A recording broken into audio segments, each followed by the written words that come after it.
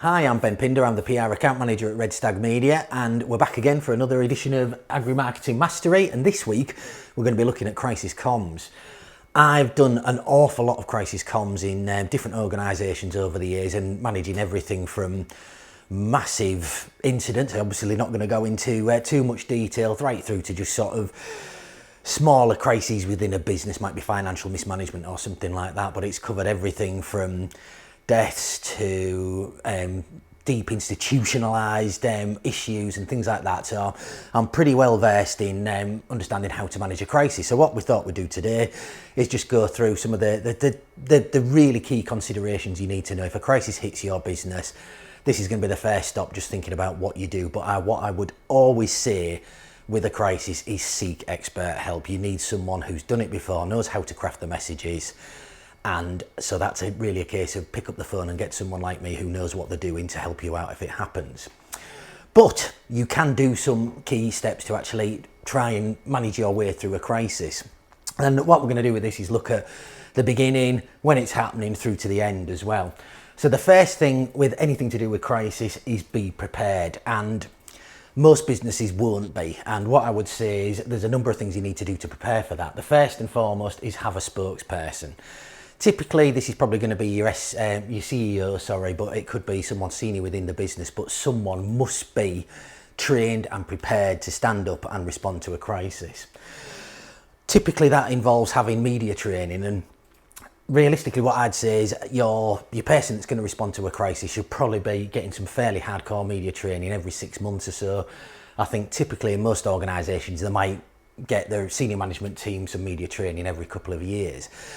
And most media training in these scenarios is pretty soft and fluffy. It's just going back to the key messages I talked about in the video about interview skills that came out recently. And that is, just looking at those key messages, how you manage bridging statements. For a crisis, you need someone who can handle an aggressive media interview. So make sure your spokesperson is getting some brutal media training. It's got to be aggressive, it's got to be bullying, it's got to be really trying to push them to crack or slip up so they are truly prepared for a crisis. One organisation I worked with, I did some very serious crisis communications media training, and it's because the nature of the organisation is they only went in when things went wrong, so they were always facing crisis media interviews. So we did a couple of days of some really hardcore training. I was filming them, I was playing back the videos, getting them to see how it could respond, and I was being merciless in terms of my interviewing skills. But then just to really put them to the cosh, over the next couple of weeks I'd turn up on the doorstep at 6 a.m. with a cameraman behind me and push them again to try and get them to trip up. And it was just about really drilling in how you have to be prepared and ready and agile to respond to something like this. The other part of being prepared is having a crisis strategy. It's something that you'll probably write, no one will read, and it'll be sat there in the background collecting dust. But if you've got a strategy, when the crisis actually hits, you can pick that up and it's an instant guide about how to respond. In that strategy, you're going to have things like lists, and this is another key element. What you've got to understand is when a crisis is happening, you're not only talking to the media, you're talking to all of your key stakeholders. So understand who they are, who needs to be told. If you're sending a message to the media, that same message has to go to your stakeholders right from the word go. So make sure you've got a list of who needs to know and where these messages are going to be going. And the other thing about being prepared is telling the team, share these strategies with the team, help them to understand when a crisis unfolds, what's going to happen, what they need to know, how they can react and where they can find the strategy. So moving on, this is when the crisis hits. And here I think we should have some ominous thunder. Excellent, thank you. Right, the crisis hits, and it's going to come from, it might be an incident that happens, but more often than not, it's going to be the media getting in touch with you or something on social media, and it's going to explode very quickly. Everything's going to unravel very quickly, and then you're going to start getting phone calls, people demanding answers, etc., etc. The first thing to do, and it's pretty counterintuitive, is pause.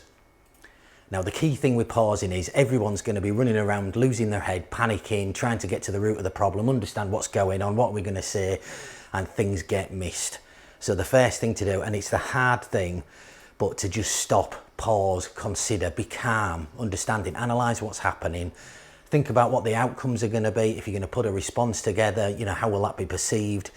So pause, take your time, think about how this is going to happen. If the media's banging on your door screaming, you don't have to go out and talk to them straight away. You can push them back. A lot of people will say an hour. I'd say quite happily push them back 2 or 3 hours, but make sure it's cool, considered and measured. So that's why I say pause. The other key thing, lock down your comms. Absolutely lock it down. Nobody from the business and any level says anything unless it goes through comms. There's only one person speaking when a crisis is happening. And one of the key elements of this is to think about scheduled content. It's one of the biggest pitfalls of the modern age when you're talking about social media is most organisations will have a bank of scheduled content ready to go out. There will be different departments as well who will have regular email newsletters going out. I can think of one example where I was with a big higher education institution. We had a massive crisis unfolding, so I'd shut down comms across all of the senior leadership, but then there's lots of little divisions within it that were still sending out newsletters to students and things like that. So make sure your comms are shut down and that you don't have any scheduled content going out. That's honestly one of the biggest pitfalls you see, and certainly with major brands where they have campaigns and running and things like that. A crisis will happen, everyone will stop, but then the scheduled content keeps ticking out and it becomes a major issue. So you've done that, you've paused, you've thought about it, your comms are locked down, it's time to respond. Now, this is something that, again, I say you need someone who's been around the block a bit who can actually craft something very carefully, because that initial response is going to be there forever. You do not want to get it wrong. So make sure you've got somebody who can actually think about what it's going to be, because the key thing with this is you'll write a quick response and you'll think, oh, this covers it, but you might not have considered a number of implications further down the line. You know, well, how is it going to play out over the next few days? What's it going to look like a year from now, etc. But the key thing with the response is to make it human.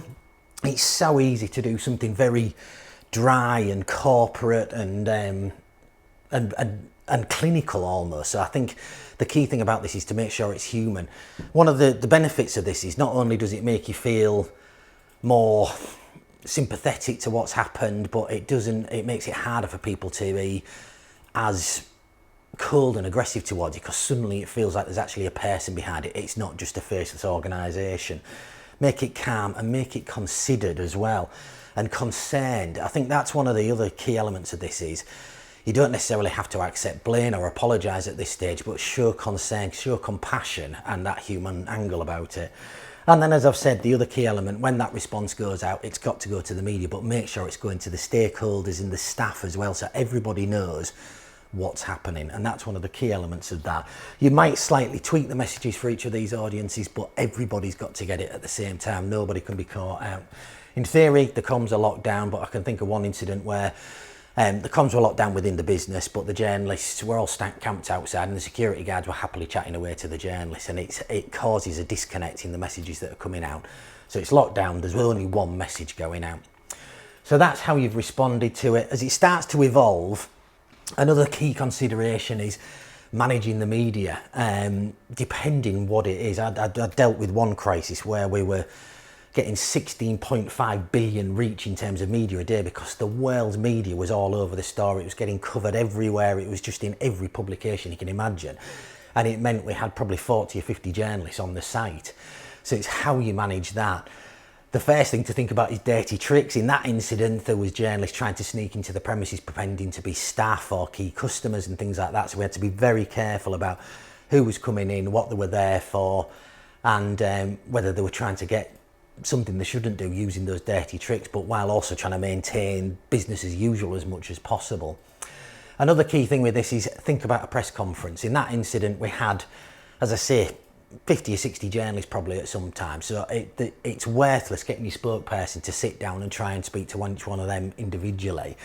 So we stage press conferences.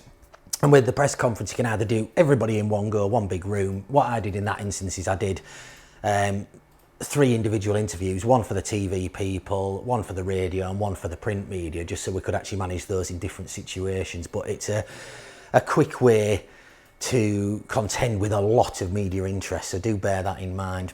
Another thing is distribution. Now, for agencies such as us, we've obviously got preset lists. We've got a fantastic media distribution database, so we can manage that distribution to the media pretty quickly and know that we're not necessarily going to be missing anybody. But what I found going back to that incident that was a global story, one of the most powerful ways to get the message out there was just a short statement on our social media feeds, and it was transformational. You know, very traditionally I would have sat there and poured through emails, made sure everybody got the message that they needed to do. One simple statement on social media and we got the exact message we wanted out there. And it did kill a lot of the media requests instantly because they all had the quote they needed and that was it. So it's a very, very powerful and quick way to manage that message. And then the final thing goes back to those key interview skills that I talked about last week. Have your key messages, and I cannot stress this enough. Again, it goes back to those 3 key messages that you need to be conveying. Again, they're going to be calm, concerned, they're going to be human, but make sure you stick to those messages. Don't be tempted to stray off. You're going to get some aggressive questions, something that inevitably is going to make you trip up and think, but go back to the bridging statements we talked about and get back to the key messages. So the crisis is over. And this is another important element that a lot of people forget about. The crisis is over and they go, oh, thank you, I can sit down and relax, but it's now is time to rebuild. You've got to wrap up the crisis. And one of the key things I say with any of this is showing that you've learned from the incident. You know, if it's a case of demonstrating how it went wrong there, but this is what we've done to make it sure it'll never happen again. And if you need to, apologise. More often than not, people are afraid to actually say sorry, but if you've done something wrong, apologise, tell people you're sorry and you've learned from it and it's not going to happen again. Demonstrate how things have changed, and it's a really strong way of starting to rebuild your reputation. Another element of this is that reputation management. You've had the crisis, now when people search the brand name, that's going to be the first thing that appears in your Google searches, because when it comes to search value, and you'll have seen my colleague Rob talk a lot about search, but because it's coming out of news outlets and various other things, it's got really strong search value. So that's going to appear at the top of the Google search every time somebody searches for your business. So now is the time to start rebuilding your reputation. Think about the articles you can generate, the content you can do. Come and speak to us because we can help think about how we can start to dominate some of that search. And it's just about starting to push the crisis stuff away. As I've said, that initial response is around forever, but what we now need to do is try and push it down, restore the reputation and build it. And there's a variety of tactics to do that, but it is about getting you out there again, talking about something new, something different, and desperately trying to get it back into the media, I suppose. If you can get these stories in the media, it's going to start pushing that crisis stuff down. And there's a really interesting example that I'm just going to finish on, which to this day, I don't know if it's true or not, but I'm sure it is, and it really fascinated me. And it's our dearly departed Prime Minister, Boris Johnson, who talked about how his hobby was to build model buses and create these little model buses, and there was a whole thing about it. Now, to me, I am 99% sure that was about rebuilding his reputation, because only 2 years before he'd gone on the Brexit trail and he said, I'm going to give the NHS 350 million quid, and it was plastered over the side of a big red bus. So every time you looked at Boris Johnson, it was coming up with, I'm going to give the NHS 350 million quid, and he had no intention of doing it, so he needed to bury it. So the only way to get rid of the Boris bus message that was all over the internet, he says, I make model buses. It got masses of coverage, and the chances are now when you type Boris bus into the internet, it's going to talk about his little red model bus and not his broken promise to the NHS. So it's a really interesting idea on how you can start to change that agenda and rebuild your reputation. So that's a really quick whistle-stop tour about how to deal with a crisis, and hopefully you've got some real value in it. But as I say, you've got to think very carefully about bringing in some expertise and how, you know, seeing how someone can manage it. Because if you've got a good team with you, you're going to minimise the impact of a crisis and hopefully emerge from it unscathed. So by all means, give us a call. We're always happy to have a chat and give you some advice if necessary, or we can step in and provide some support as well. Thank you very much, and if there's anything, always drop us a line and let us know. We'll see you in the next Agri Marketing Mastery.